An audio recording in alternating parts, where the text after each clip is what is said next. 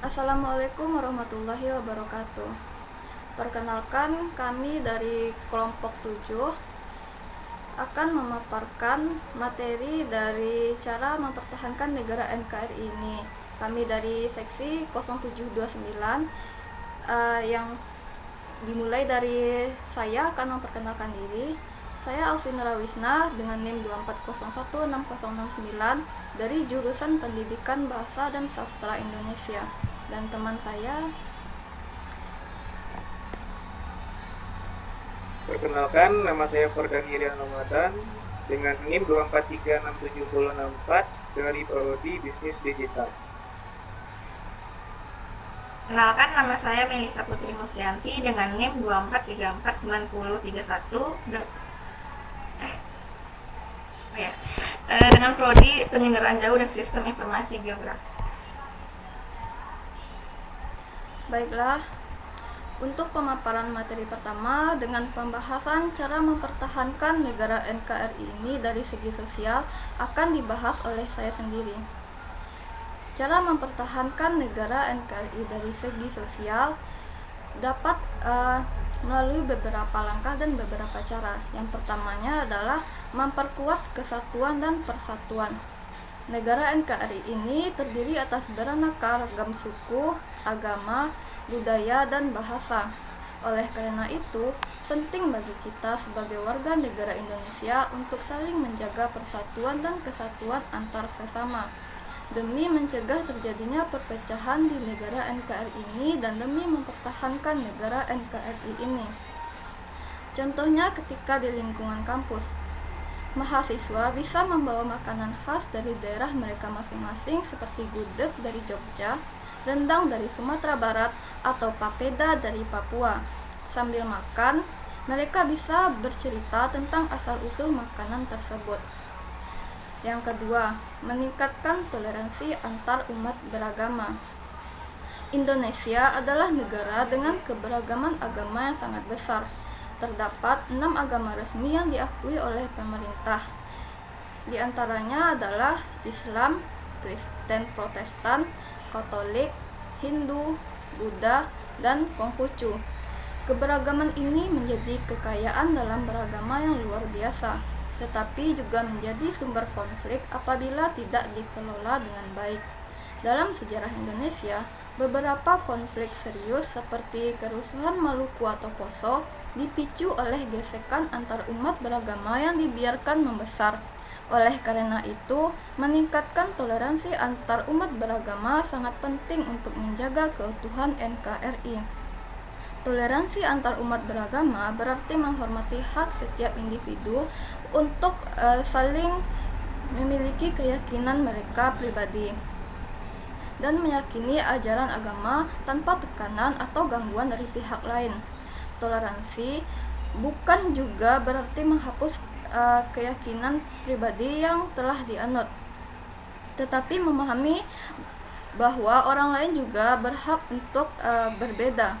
Sikap ini harus diterapkan dalam setiap aspek kehidupan, mulai dari lingkungan keluarga, masyarakat, hingga ranah pendidikan dan pemerintahan.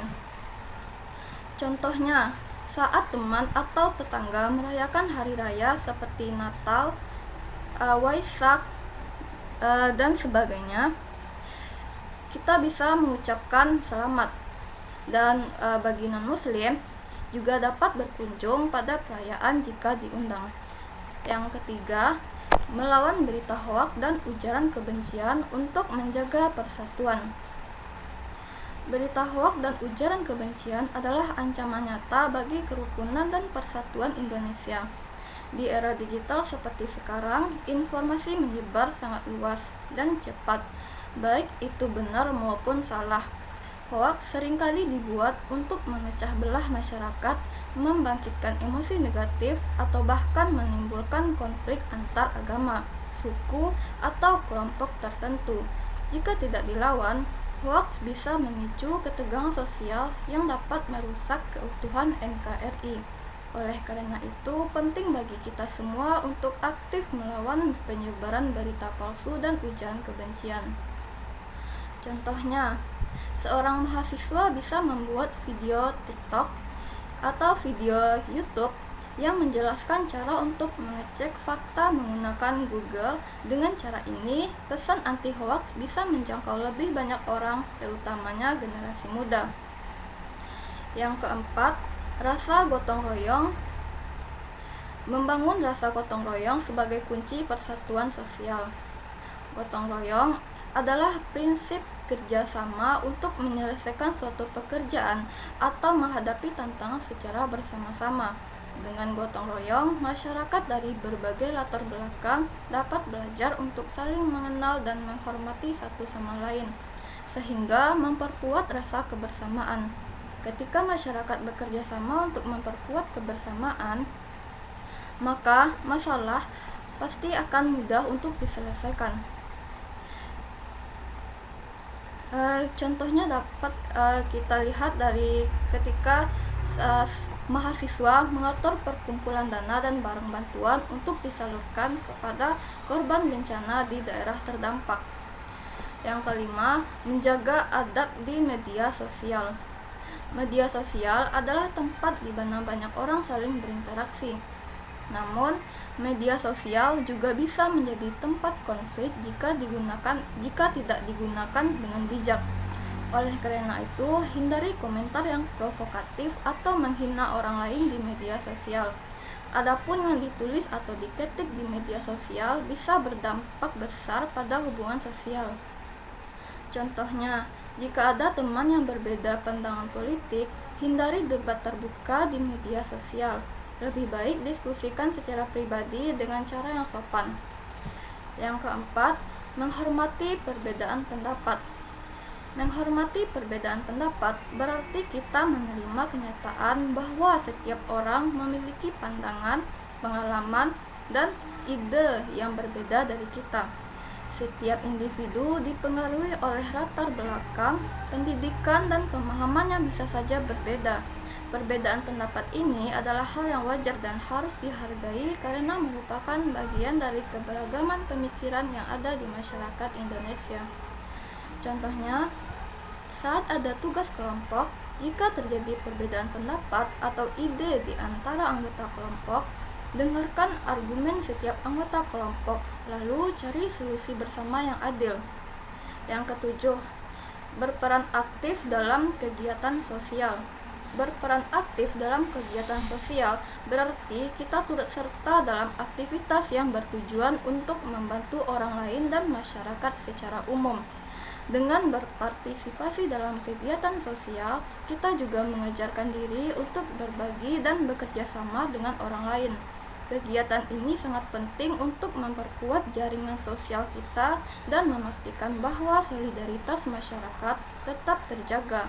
Hal ini pada gilirannya membantu memperkuat persatuan dan kesatuan dalam masyarakat di Indonesia. Contohnya, berperan aktif dalam kegiatan sosial seperti bersih-bersih lingkungan. Kita dapat membantu menjaga kebersihan tempat tinggal kita serta menunjukkan rasa tanggung jawab terhadap lingkungan sosial. Jika kita ikut membantu korban bencana juga, itu menunjukkan bahwa kita peduli dan siap membantu orang yang sedang kesulitan, baik dengan memberikan bantuan uang, barang, atau tenaga. Dengan melakukan kegiatan seperti ini, kita semakin dekat satu sama lain, mempererat hubungan sosial, dan menciptakan rasa saling membantu yang sangat penting untuk menjaga persatuan. Selanjutnya, tidak mudah terpengaruh oleh isu provokasi. Isu atau berita yang bisa memecah belah seringkali datang dalam bentuk provokasi, yaitu informasi yang sengaja dibuat untuk menimbulkan kebencian, kebingungan, atau ketegangan di antara kelompok-kelompok tertentu. Hal ini seringkali terjadi di media sosial atau percakapan sehari-hari. Dan jika tidak hati-hati, informasi tertentu bisa menyebar dengan cepat dan memicu perpecahan di masyarakat. Contohnya, jika ada berita atau postingan yang menyebutkan masalah antar kelompok atau kelompok agama, kita harus mengecek kebenaran informasi tersebut. Jangan langsung menyebarkan ke orang lain sebelum memastikan apakah berita tersebut benar atau tidak. Hal ini membantu mencegah adanya perpecahan atau ketegangan sosial yang bisa mengancam persatuan dan kesatuan di negara NKRI kita ini. Sekian materi yang dapat saya sampaikan. Materi selanjutnya akan dijelaskan oleh Ferdani. Kepada Ferdani dipersilahkan.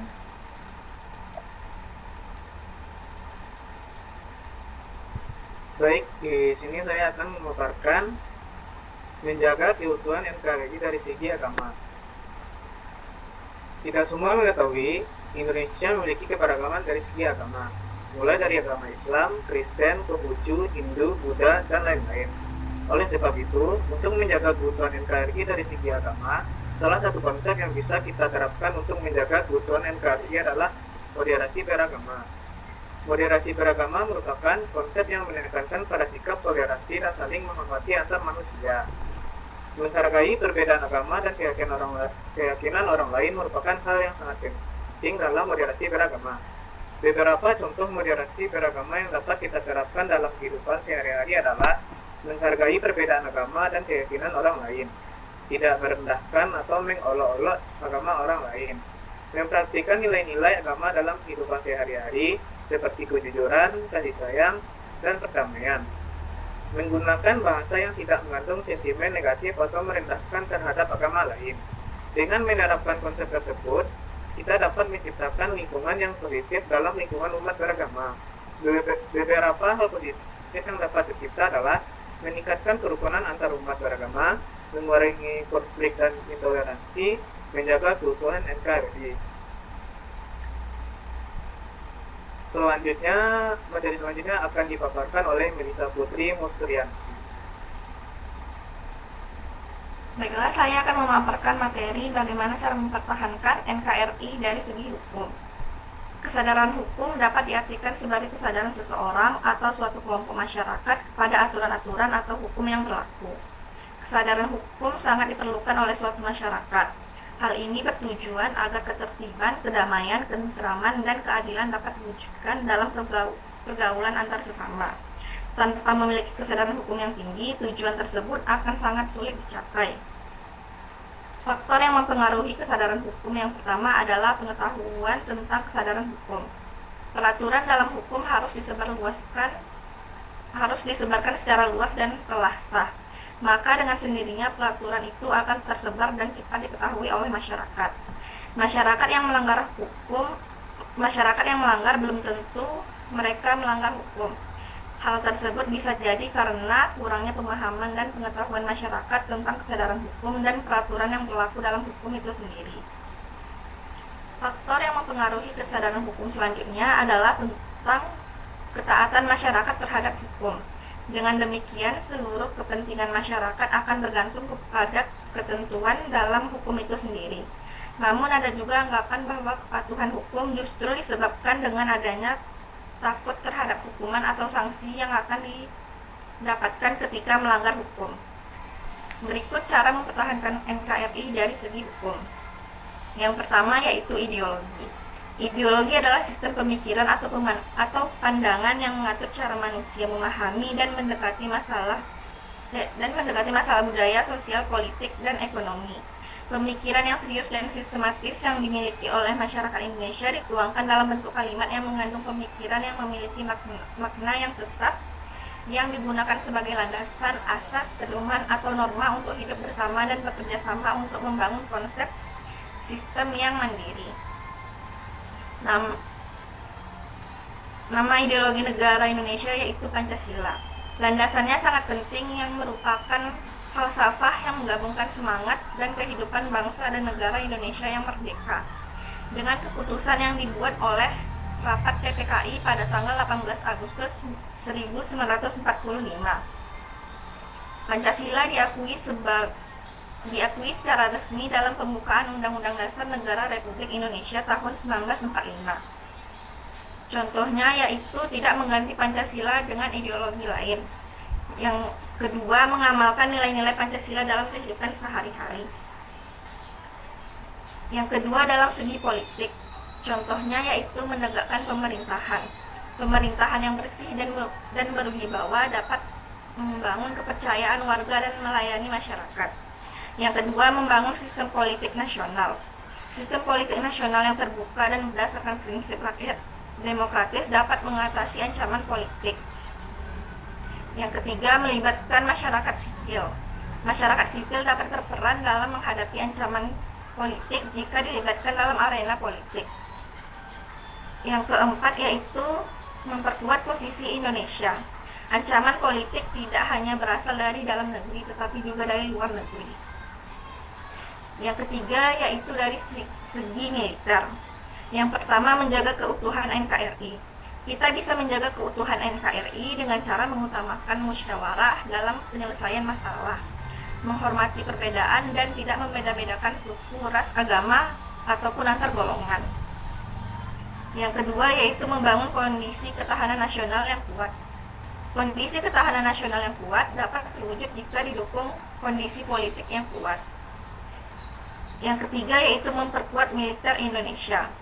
Yang keempat, rela berkorban.